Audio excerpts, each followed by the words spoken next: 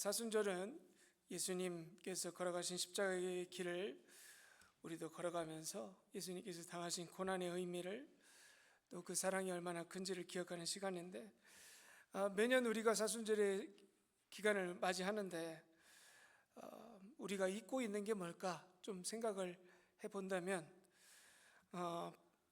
예수님의 고난을 우리가 너무 당연하게 여기는 거 아닌가, 그런 생각을 하게 됩니다. 그 모습이 뭐냐면 무뎌지는 거예요. 무뎌짐. 여러분, 우리는 좋은 걸 아무리 누려도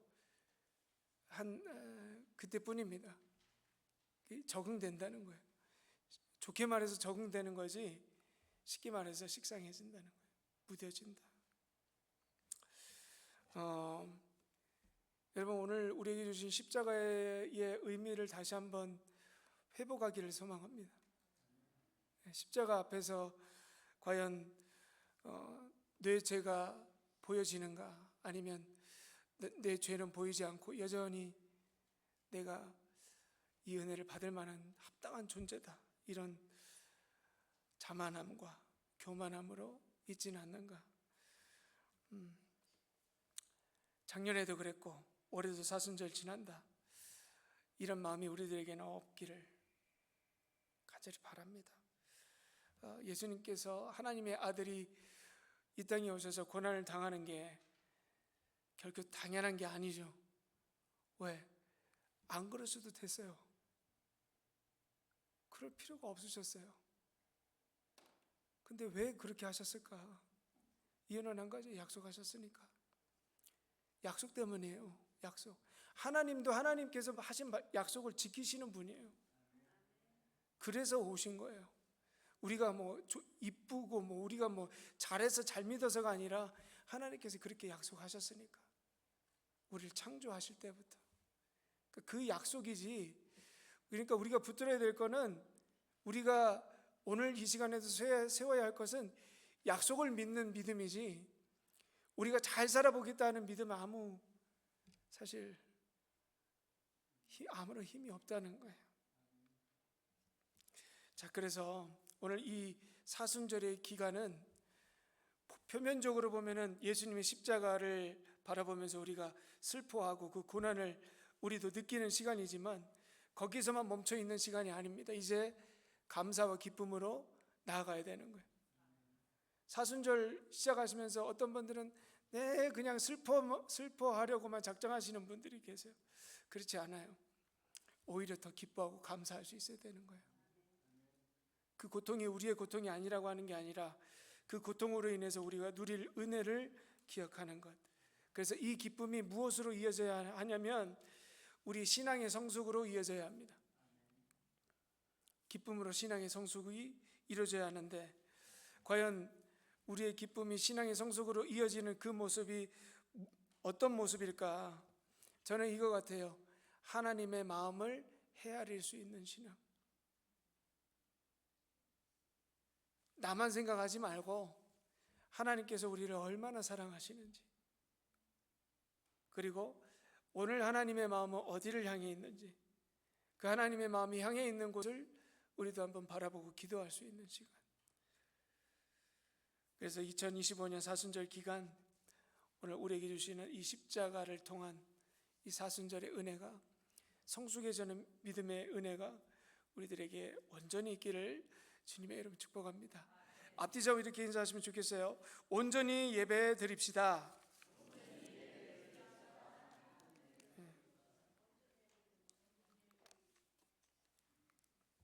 자, 우리가 지난주에 이어서 우물가의 여인 두 번째 시간입니다. 지난주에 우리가 상황을 살펴보면 예수님께서 그 뜨거운 시간에 우물가에 가셨고, 이제 그 여인을 만나죠.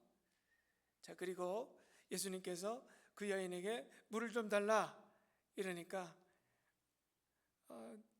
도대체 나에게 말을 왜 겁니까? 이렇게 여인이 되물었죠. 그러면서 이제 좀 그 분위기가 바뀝니다. 그리고 네가 만약에 내가 누군지 알았다고 한다면 그걸 구하지 않았으리라 이렇게 말씀하시고 그 여인이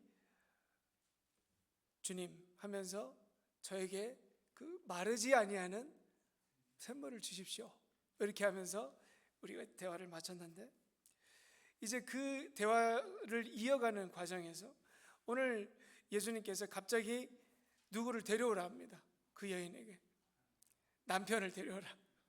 자, 이 질문을 딱 받고 그 여인이 대뜸하는 말이 뭐였죠? 난 남편이 없습니다. 그러니까 이어서 예수님께서 그렇지, 너에게는 5 남편이 있었지만 지금 사는 남자도 남편이 아니니까 너에게는 남편이 없는 게 맞지. 자, 여러분, 이 대화를 한번 생각해 보시면 분위기가 어땠을까요? 좋았을까요? 별로 안 좋아졌을까요? 찬물을 끼얹는 그 대답 아닙니까? 사실 이 여인의 상황에서 남편 얘기하는 거 별로 안 좋았을 거 아니에요.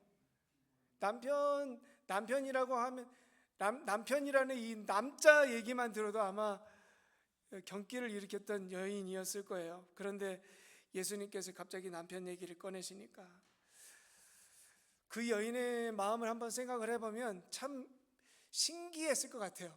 어떻게 내 상황을 알지? 그런데 한편으로는 너무 공포스러웠을 것 같아요. 아니, 어떻게 내 상황을 다 알고 있지? 그렇잖아요.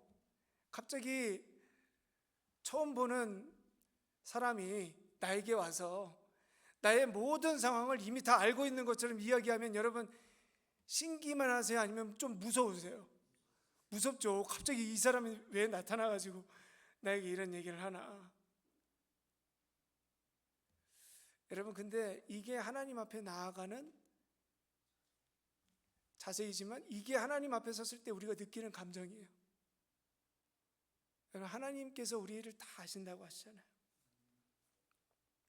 다 아신다는 의미가 뭔지 아세요? 여러분의 상처, 아픔, 진짜 여러분들이 숨기고 싶어 하는 것까지 다 아신다고요. 여러분, 하나님 앞에 서는 게 마냥 기쁜 게 아니에요. 그런데 하나님께서는 이걸 보세요. 그리고 이걸 바라보게 하시고 생각하게 하세요.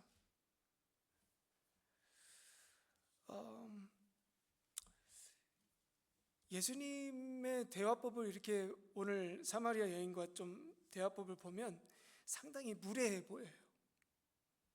그렇지만 사실 이게 하나님께서 우리에게 다가오시는 모습이세요. 하나님께서는 돌려 얘기하지 않으세요. 직으로 가십니다. 그게 우리에게 상처가 될지라도 하나님께서는 그냥 뚫고 들어가세요. 왜 그럴까요? 하나님의 말씀은 영과 진리이기 때문에 우리의 골수를 쪼개신다. 이 말씀이에요. 만약에 오늘 우리의 이 주님의 말씀이, 이 메시지가 우리의 골수를 찢는 아픔이 있다면 여러분, 그거는 우리들이 불평해야 될 제목이 아닙니다. 오히려 우리가 하나님의 말씀 앞에 제대로 서 있다는 증거가 되기 때문이에요. 그리고 하나님께서는 이 과정을 무조건 지나가게 하세요. 왜냐하면 이 과정이 필요해요. 진리로 가기 위해서. 여러분, 뭔가를 제대로 진짜로 알기 위해서는 대충 할 수 없잖아요. 하나님께서도 우리를 진짜 살리시기 위해서는 어떻게 하실까? 수술 메스 칼을 드시는 거예요. 왜냐하면 그거를 지나야 온전히 회복될 수 있기 때문에. 자, 오늘 예수님의 마음을 한번 살펴보시면 사실 예수님의 마음이 이 여인의 마음보다 더 아프셨을 거예요. 왜 그걸 모르셨을까? 근데 아시는 거예요. 휘벼 파요. 휘벼 파요, 고치니까. 그래서 이런 오해가 없으시길 바라요. 아마 어떤 분들은 그래, 예수님도 저렇게 휘비파시니까 나도 누군가를 좀 고치기 위해서는 휘비파는 모진말도 좀 해야겠다. 그 절대 아닙니다. 여러분이 그렇게 하라고 주신 말씀 아니에요. 이 말씀은 휘벼팜 당하는 이 우물가의 여인이 우리들하고 다를 바 없다는 거예요. 우리가 휘벼파줘야 된다. 자, 오늘 어떻게 보면 예수님의 말씀을 통해서 이 여인이 막고 있어요. 막고 있는 거죠. 제일 아픈 곳을 찌르니까. 자, 우리는 사실 이 아픈 거 건드는 거 별로 안 좋아하잖아요. 왜 그럴까요? 안 건들면 괜찮다고 생각하거든요. 안 건들면 괜찮아요. 그래서 내 삶에 문제가 있어도 내가 잠잠해지면 괜찮다고 넘어가요. 이런 상황을 어느 목사님께서는 이렇게 표현하더라고요. 우리의 마음은 마치 꾸정물을 담아놓은 양동이 같다. 자, 꾸정물 담아놓은 양동이가 오랜 시간이 지나면 어떻게 될까요? 그 먼지가 가라앉아서 위에는 맑은 물만 떠 있죠. 그걸 우리라고 생각을 해요. 착각하는 거죠. 그런데 누가 와서 그 양동이 한번 발로 걷어차면 어떻게 되나요? 그때부터는 꾸정물 다 올라오는 거예요. 예수님께서 지금 그 과정을 하고 있는 거거든요. 아마 어떤 분들은 이런 생각하실지도 몰라요. 다들 그렇게 사는 거 아닌가? 다들 그렇게 사는 거 아닌가?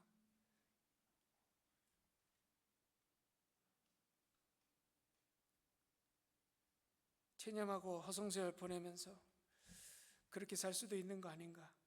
여러분, 우리 관계 속에서 얼마나 참고 살 때가 많아요. 우리 가장 가깝고 친밀해야 될 부부관계 안에서 이런 꾸정물 잔잔히 그냥 가라앉은 그 상태를 보고 우리는 괜찮다, 우리는 부부 세미나 할 필요도 없고 말씀 안에서 회복할 필요 없다, 그냥 이대로 살면 괜찮다 할 때가 얼마나 많이 있습니까? 부부관계뿐입니까? 부모와 자식관계, 그리고 오래 잊었던 그 묵혀놨던 그 관계. 여러분, 그 여인도 이렇게 살았었던 것 같아요. 이렇게 살았어요. 평생 동안 그냥 가라앉은 그 먼지가 안 올라오는 게 괜찮다. 스스로 인생 포기한 줄도 모르고 스스로 목마른지도 모르고 살았던 거예요. 그런데 오늘 예수님께서 우리에게 그렇게 사는 거 아니라고, 그 꾸정물 양동이 툭툭 흔들고 계실 때 여러분 어떻게 하시겠습니까? 우리는 우물가의 여인을 보면서 그래도 나는 저 여인 정도는 아니다라고, 나는 저 여인보다는 깨끗하다고 생각할 때가 얼마나 많이 있습니까? 그러면서 난 잘 살고 있다. 여러분, 우물가의 여인이 우리랑 다를 게 뭐가 있습니까? 사실 오늘도 목말라서 여기에 온 우리 아닙니까? 삶 속에서 여러분 영원한 만족을 누리면서 살지 못하는 게 우리이지 않습니까? 근데 신앙생활에도 이거 해결해야 됨에도 불구하고 내 삶이 그냥 괜찮다, 문제없다 그러면서 나 잘 믿었다라고 예수님 앞에 가는데 정작 예수님께서는 나는 너를 도무지 모르겠다 이래버리시면 어떡할 거예요? 여러분, 우리의 꾸정물이 좀 올라왔으면 좋겠어요. 우리의 꾸정물이 올라와서 이 우물가의 여인을 보면서 그래 저 모습이 내 모습이다. 이 은혜가 있기를 소망합니다. 자, 오늘 본문으로 들어가 보시면 남편의 이야기가 언짢아 하는 모습이 여러분 저는 보이더라고요. 오늘 말씀을 듣다 보니까 점잖게 이렇게 가잖아요. 주여 주는 선지자로서이다 이렇게 간절하게 얘기하는 것 같은데 사실 저는 그렇게 안 들리더라고요. 약간 기분이 조금 안 좋게 말하는 것처럼 들려서 19절 말씀 한번 보시죠. 주여 내가 보니 선지자로서이다. 자, 이게 저는 어떻게 들렸냐면 보기보다 대단하시네요 이렇게 들려요. 선지자처럼 그렇지 잘 맞추시네요. 그리고 이 여인이 다음으로 이야기를 꺼내는 주제가 있는데 그게 이 여인이 기분이 나빠했다는 증거가 돼요. 한번 20절 보시죠.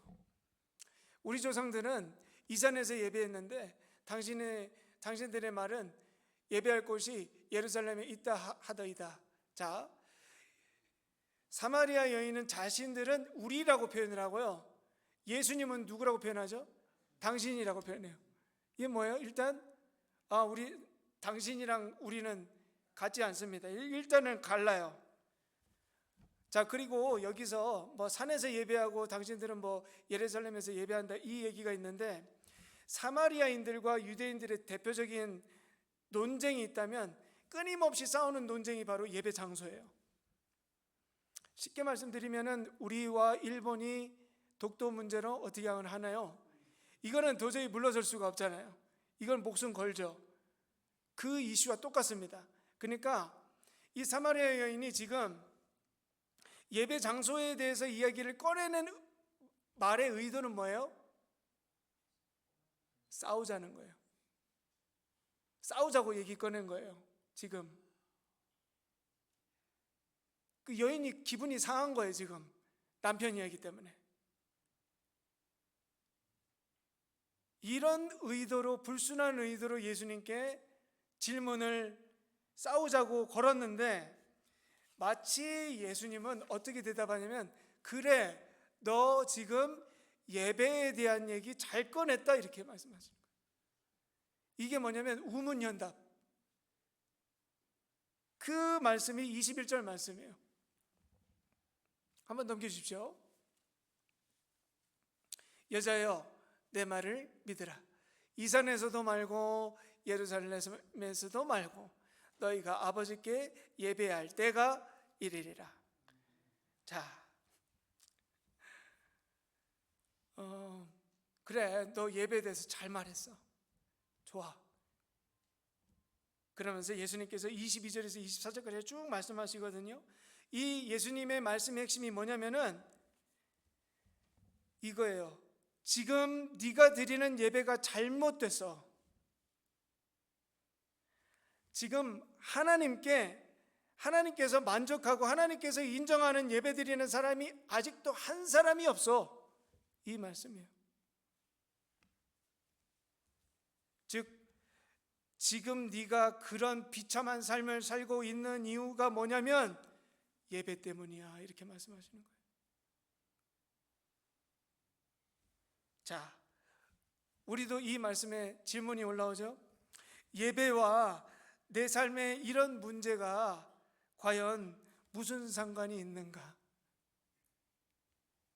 결국 예배, 또 예배. 일주일 사는 것도 바쁘고 힘들어서 일주일에 주일날 한번 예배 오는 것도 힘든데 또 예배, 또 평일에 예배 나오고 새벽기도 나오라고 주신 말씀인가? 그런 거 아닙니다.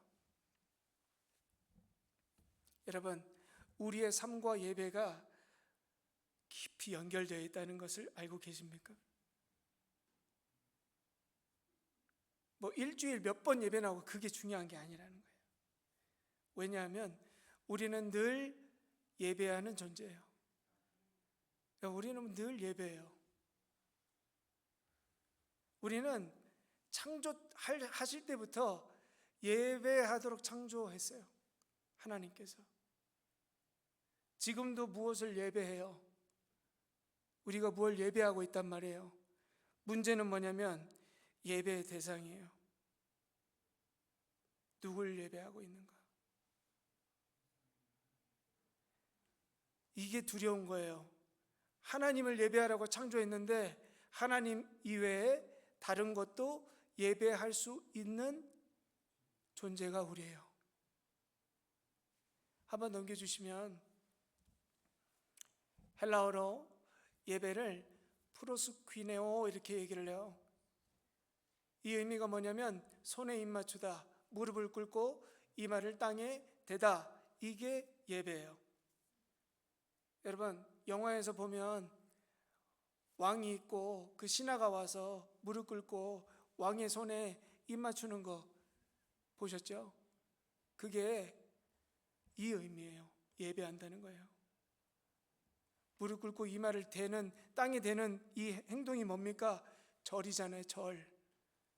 그래서 예배는 뭐냐면, 넘겨주세요. 예배는 이거예요. 순종과 복종이에요. 우리가 하나님을 예배한다는 건 하나님께 예배드리고 내가 원하는 걸 얻는 시간이 아니에요. 하나님께 어떻게 한다? 순종과 복종을 하는 시간이 예배예요.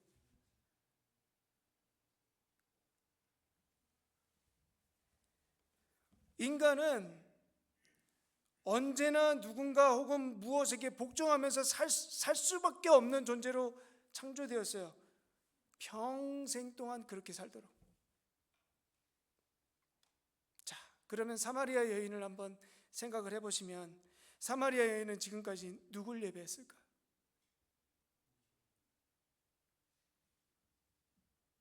남편들 예배했겠지. 그리고 지금도 함께 동거하는 남자. 한번 생각을 해보시면 사마리아 여인이 성전에 안 갔겠어요? 예배하러, 하나님 예배하러 성전에 안 갔겠어요? 갔겠죠. 많이 갔을 거예요. 거기 가서 기도했을 거예요. 하나님께 뭐 이뤄달라고? 하나님, 새로운 남편 하나 주십시오.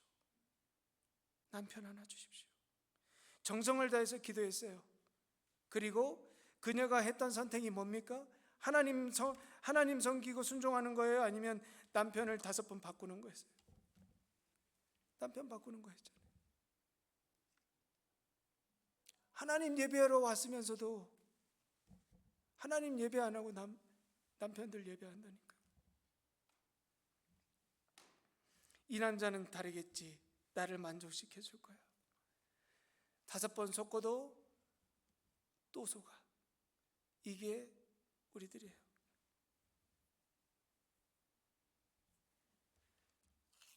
여러분, 이 여인이 남편을 예배했던 이유는 한 가지예요. 남편이 그녀에게 소망이 됐던 거예요. 하나님이 아니에요. 그녀에게 하나님은 그냥 자기의 소원을 이루어 주실 뿐이지, 자기의 진짜 삶의 소망은 남편들에게 있었다는 거예요. 여러분, 과연 이 모습을 딱 보고 우리는 아니다라고 하실 수 있는 분 계세요? 우리도 5번 속고 또 속잖아요. 여러분, 지금 누굴 예배하고 계세요?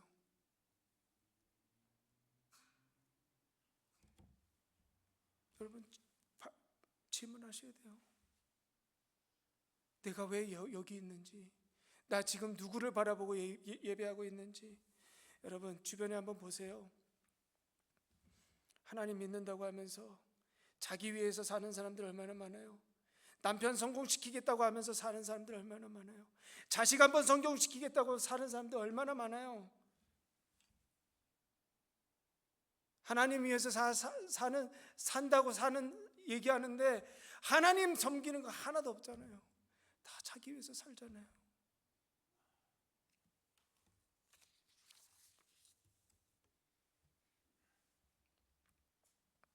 그래서 예수님께서 22절에서 뭐라고 말씀하시냐면 이렇게 말씀하세요. 넘겨주십시오. 너희는 알지 못하는 것을 예배하고.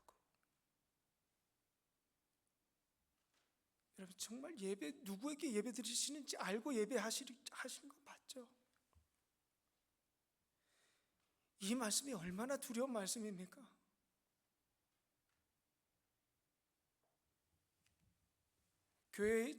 교회를 20년, 30년 출석하고 수많은 예배드리고 성경 공부도 하고 제자 훈련도 하고 수련회도 가고 해외 선교도 하고 수없는 프로그램 참여했어도 정작 자기가 누구를 예배하는지 몰라.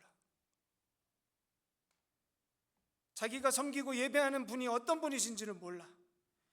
우리가 흔히 교회 뜰만 밟고 가는 사람들이라고 얘기하는데, 여러분, 교회 뜰만 밟고 가는 사람들이 예배드리고 그냥 친교하고 가는 사람이라고 우리는 생각하지만, 그런 의미보다 예수의 이름을 수없이 듣고 십자가의 은혜와 사랑의 복음을 수없이 듣고 그 복음 앞에 순종하지도 않고 복종하지도 않고 내려놓음도 없는 게 교회 뜰만 받고 가는 사람이래요.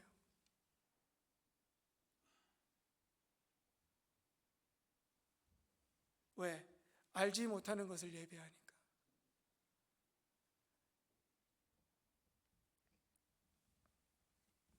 그래서 신앙은 얼마나 오래 했는지가 중요하지 않아요, 사실. 오히려 그게 더 위험해요. 왜? 무뎌지니까. 10년, 20년, 30년 그렇게 살았으니까, 그게 맞다고 믿고 사니까.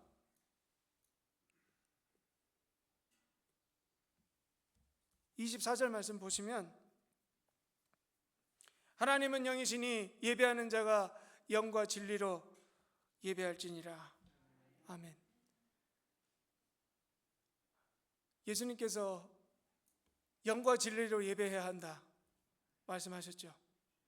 여러분께서 생각하시는 영과 진리로 예배하는 예배는 도대체 뭔가요? 여러분, 이게 어떻게 드려야 될까요? 도대체 어떻게 드려야 될까?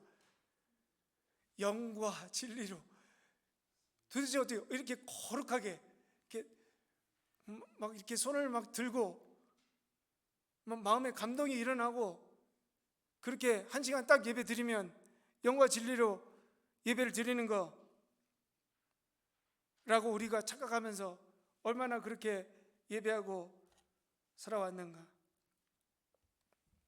저는 영과 진리로 예배하는 게 무엇인가, 저는 이거라고 생각을 해요. 한번 넘겨주세요.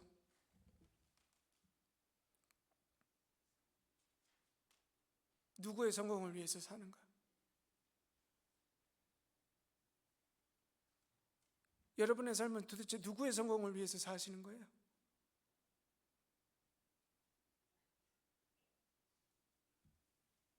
나의 성공? 남편의 성공? 자녀의 성공? 아내의 성공?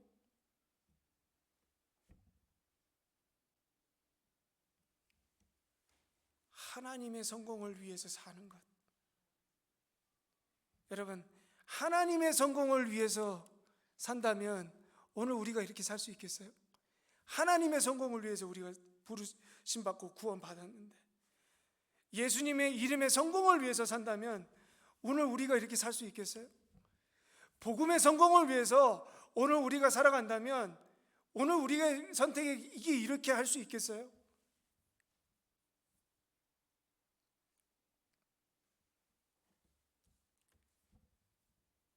누구의 성공을 위해서 사는가?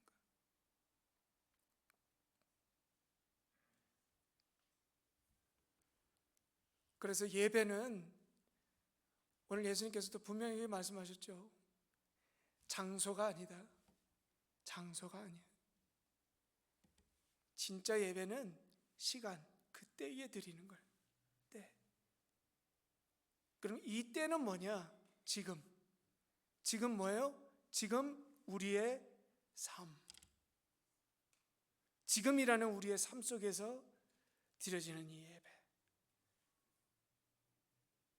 누구의 성공을 위해서? 하나님의 성공, 예수 그리스도의 성공, 복음의 성공을 위해서 사는 우리의 지금 이 삶이 바로 영과 진리로 하나님께 예배하는 것이 된다는 거예요. 자, 오늘 말씀 본문으로 돌아가 보시면, 여러분, 여전히 이 여인이 예수님이 누군지를 몰라요. 25절 말씀, 보시면 메시아 곧 그리스도라 하는 이가 오실 줄을 내가 아노니 그가 오시면 모든 것을 우리에게 알려주시리이다. 아멘. 아멘이 안 나오죠? 아직도 못 알아보니까. 그러니까 우리가 이거예요. 주님이 앞에 계셔서 말씀하셔도 우리는 뭐라고 얘기하냐면 아직 아닙니다 이렇게 하는 거예요. 오늘 이 말씀을 들으셔도 아마 이 말씀으로 계신 분들 안 계시기를 제가 원하지만 혹시라도 계시면 그 마음 내려놓으시고, 여러분 지금이에요. 지금. 내일부터도 아니고 1시간 뒤도 아니고 점심 먹고도 아니고 지금부터. 아직도 예수님을 보고도 누군지 모르는 그녀의 말에 26절 예수님께서 이렇게 대답하십니다. 내게 말하는 내가 그라. 아멘. 여러분, 예수님이 지금 어디 계세요? 지금 여기 계세요. 여러분, 이제 우리가 말씀을 읽지 않았지만 이 말씀을 딱 듣고 그 여인이 했던 행동이 뭐냐면 물동이 버려두는 거예요. 내가 이 물동이 때문에 먹고 산다, 마실 수 있다라고 했던 그 물동이를 어떻게 했다고요? 내 동댕이 쳐버리고 누구에게로 가느냐? 동네 사람들에게로 들어갑니다. 여러분, 그 사람들에게로 달려가는 그 여인의 그 마음, 그 표정이 어떨지를 생각해 보셨어요? 그 여인이 깨달았어요. 내가 이때까지 헛된 것을 예배했구나. 내가 이때까지 헛된 것 붙잡고 있었구나. 내가 이제 진짜 누굴 예배해야 되는지 알았다. 여러분, 이 깨달음만